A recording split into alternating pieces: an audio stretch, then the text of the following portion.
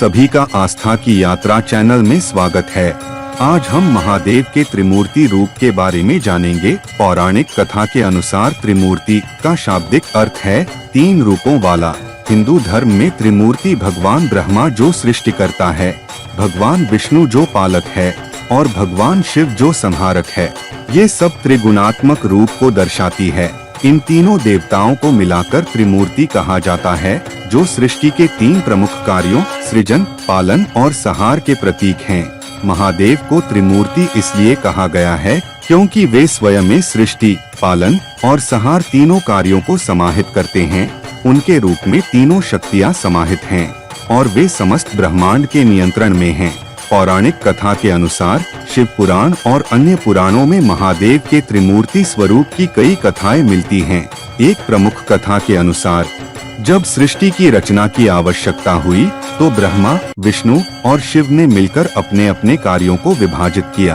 भगवान ब्रह्मा ने सृजन का कार्य संभाला, भगवान विष्णु ने पालन का और भगवान शिव ने संहार का। यह विभाजन एक विशेष प्रकार की ऊर्जा का प्रतिनिधित्व करता है जो त्रिमूर्ति के रूप में तीन अलग अलग रूपों में प्रकट होती है।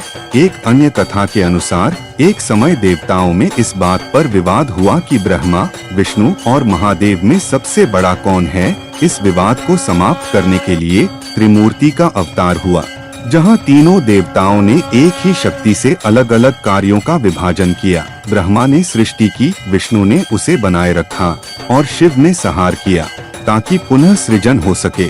त्रिमूर्ति का संबंध संसार के लोगों से बहुत गहरा है। ये तीनों देवता जीवन के तीन प्रमुख आयामों का प्रतिनिधित्व करते हैं।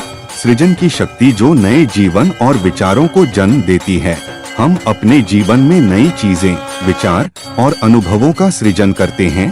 पालन की शक्ति जो हमें जीवन के हर क्षण में सहारा देती है और हमारी रक्षा करती है। हम अपने जीवन में संतुलन बनाए रखते हैं और अपने कार्यों, संबंधों और विचारों को स्थिर रखते हैं। संहार की शक्ति जो पुराने को नष्ट करती है ताकि नया जीवन उत्पन्न हो सके। हम अपने जीवन से उन चीजों का नाश करते हैं जो अब प्रासंगिक नहीं हैं, ताकि नया सृजन हो सके।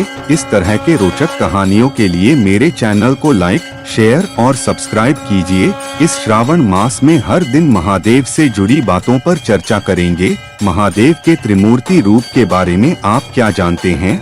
मुझे कमेंट करके जरूर बताइएगा। फिर मिलेंगे एक नई कहानी के साथ। तब तक अपना ख्याल रखिए।